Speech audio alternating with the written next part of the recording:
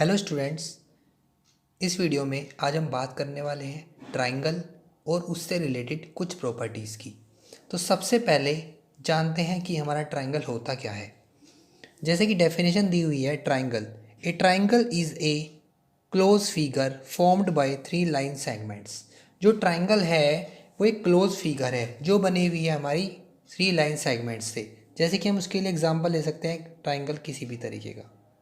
ये ट्राइंगल हो गया, कोई ट्राइंगल हम ऐसे बना लेते हैं, कोई ट्राइंगल हम ऐसे बना लेते हैं। तो ये सब हमारे ट्राइंगल्स के एग्जांपल हैं। बस इसमें डेफिनेशन हमारी तुम्हें देखनी है। जैसे कि triangle is a close figure formed by 3 line segments. जो हमारी एक 3 साइड की क्लोज फिगर बनी हुई है लाइन सेगमेंट से मिलके। इसके बाद बात करते हैं हम पार्ट्स ऑफ ट्राइंगल की। Parts of triangles. ट्राइंगल के पार्ट्स में सबसे पहले हम बात करते हैं साइड्स की। साइड्स क्या होती हैं ट्राइंगल में? जैसे कि हमारे एक ट्राइंगल है, हमने इसे नाम दिया ABC। अब इसमें हमारी साइड्स कौन सी हैं?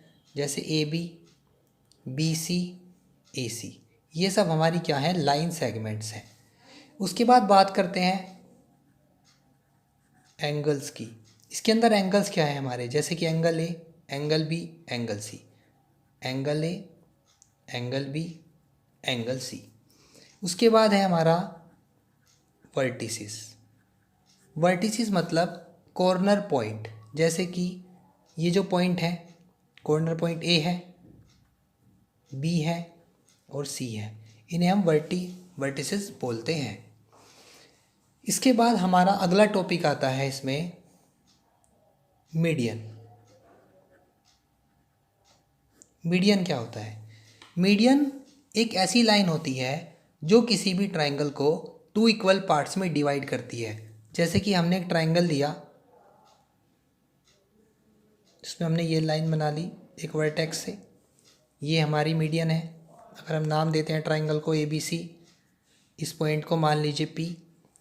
एक वर्टेक्स हम यहाँ पे हमने A वर्टेक्स से बनाया था, यहाँ पे हम B वर्टेक्स से भी मीडियन बना सकते हैं। इस पॉइंट को आप मान लीजिए Q।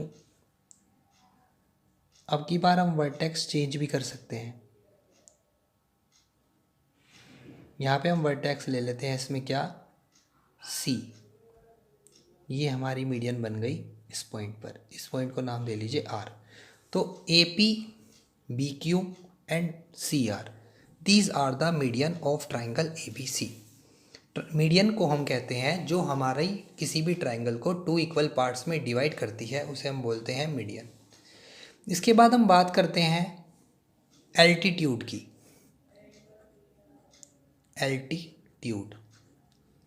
एल्टीट्यूड को हम परपेंडिकुलर भी बोल सकते हैं। परपेंडिकुलर। अगर हमारा कोई भी एक ट्राइंगल गिवन है हमारे पास, ठीक है, हमने उसमें एक लाइन बनाई है जो कि 90 डिग्री पे है, उसे ही हम बोलते हैं एल्टीट्यूड। तो हम इस बात को ऐसे कह सकते हैं, a straight line forms an angle of 90 degree. हम ये बात लिख के दिखाते हैं, a straight line forms an angle of 90 degree. जैसे कि ये स्ट्रेट लाइन है, इस पर क्या एंगल बना रही है? 90 डिग्री। तो ये है हमारा एल्टीट्यूड। इसके बाद हम बात करते हैं अगली प्रॉपर्टी की ट्राइंगल के, एक्सटीरियर एंगल। सबसे पहले हमें पता होना चाहिए इंटीरियर और एक्सटीरियर एंगल के बारे में। जैसे कि हमने एक ट्राइंगल ले लिया अपना, इसमें ये एंगल 1, एंगल 2, एंगल 3। एक हम एक्सटीरियर एंगल इधर बना लेते हैं, एक इधर और एक इधर। एक्सटीरियर एंगल मतलब बाहर के एंगल, इंटीरियर एंगल मतलब अंदर के एंगल। जैसे कि इस पॉइंट को नाम दे लीजिए, इस एंगल को 4, 5 और इसे दे लीजिए 6। अब एक्सटीरियर एंगल की प्रॉपर्टी हमारी क्या है? एक्सटीरियर एंगल की प्रॉपर्टी हमारी है, exterior angle is equal to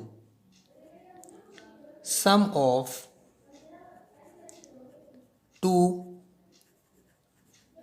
opposite interior angles. Exterior angle is equal to sum of two opposite interior angles. जैसे कि डेफिनेशन को समझते हैं हम। जैसे इसमें एक्सटीरियर एंगल का है कि जो एक्सटीरियर एंगल हमारा होता है वो इक्वल होता है टू अपोजिट इंटीरियर एंगल्स के। जैसे कि हमारा एक्सटीरियर एंगल 4 है तो एंगल 4 हो जाएगा हमारा किसके इक्वल, एंगल 1 और 2 के, क्योंकि इसके अपोजिट में 1 और 2 पड़ता है तो इसे लिखेंगे हम एंगल 1 प्लस एंगल 2। इसी तरीके से एंगल 5 को लिखेंगे angle 5 equal angle 1 plus angle 3। इसी तरीके से हम एंगल 6 को लिखेंगे क्योंकि हमारा एक्सटीरियर एंगल है, angle 6 equal angle 2 plus angle 3। दोबारा देख लीजिए, जैसे कि 4 एंगल था, 4 एंगल किसके इक्वल, ये वाला एंगल छोड़ दिया 1 प्लस 2 के। 5 को एक्सटीरियर देखेंगे तो 1 प्लस 3 के। 6 का देखेंगे तो 2 प्लस 3 के। तो ये प्रॉपर्टी हमारी exterior angle equal to sum of opposite interior angles. इसके बाद हम बात करते हैं अगली प्रॉपर्टी की, जो है हमारी एंगल सम प्रॉपर्टी। तो एंगल सम प्रॉपर्टी क्या कहती है ट्राइंगल में?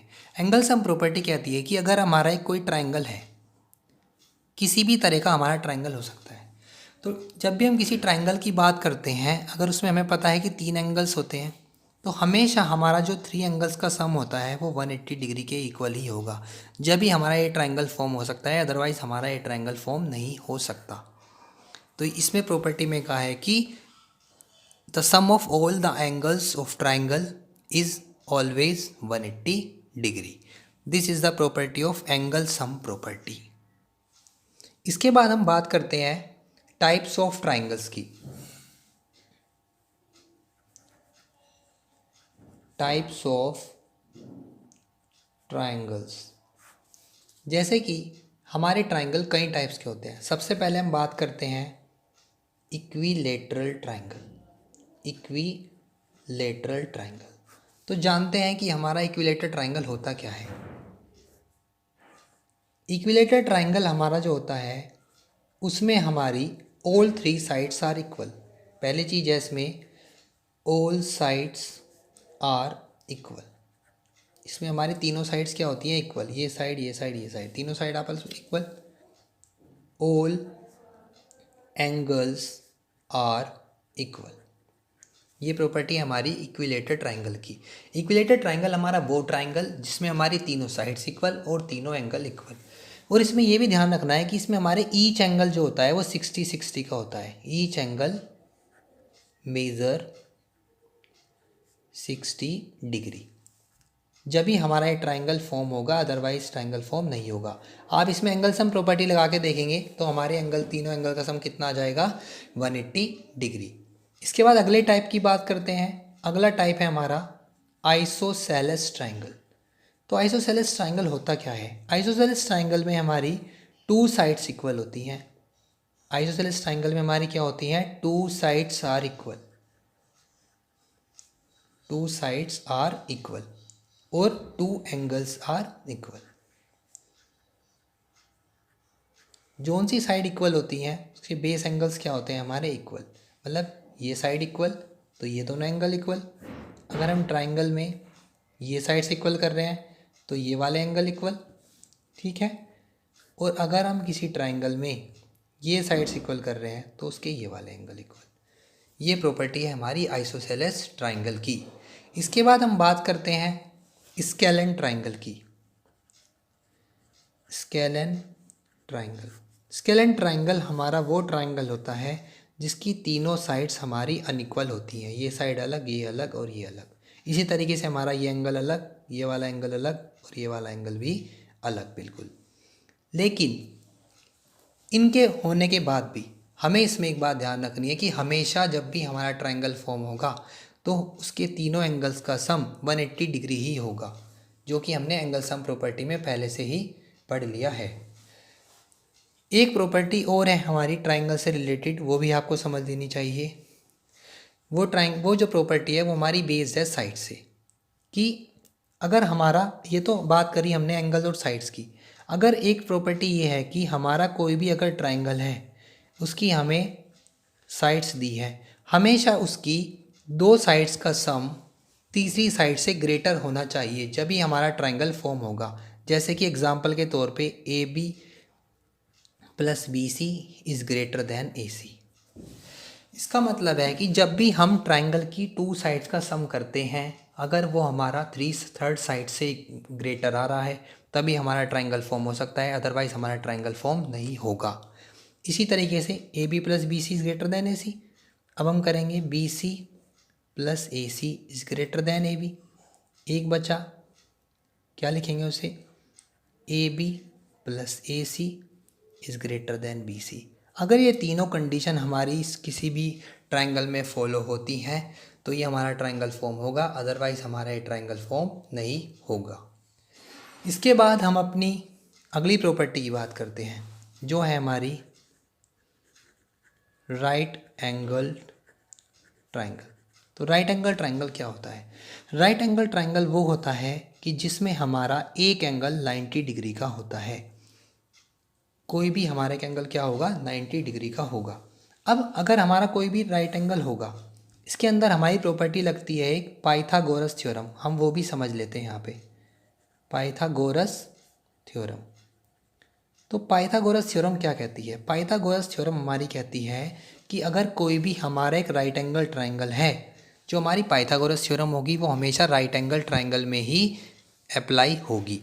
तो पाइथागोरस थ्योरम में क्या है कि अगर हमारे एक ट्राइंगल है ये ए बी सी, जिसमें हमारा परपेंडिकुलर हो गया है, तो परपेंडिकुलर से बोलते हैं बेस, इसे पी से डिनोट कर लीजिए, इसे कर लीजिए बी से डिनोट। ये हमारा हाइपोटेन्यूस, हाइपोटेन्यूस को डिनोट कर लेते हैं हम एस से।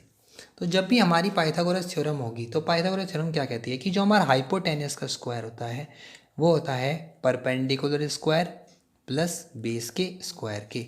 हाइपोटेन्यूस का square is equal to perpendicular का स्क्वायर प्लस बेस का स्क्वायर। इसमें एक बात और ध्यान रखनी है आपको कि जो हमारी हाइपोटेन्यूस होती है is the longest side. Hypotenuse is the longest side of right angle triangle। और 90 के सामने वाली जो साइड होती है वही होती है, 90 के सामने वाली जो हमारी साइड होती है उसे बोलते हैं हम hypotenuse. That's it for the chapter. Thank you.